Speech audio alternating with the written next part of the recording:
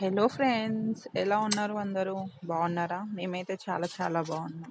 ఇది టమాటా rice recipe అన్నమాట. చాలా అంటే చాలా ఈజీగా చేసుకోవచ్చు. పిల్లలు చాలా ఇష్టంగా తింటారనమాట.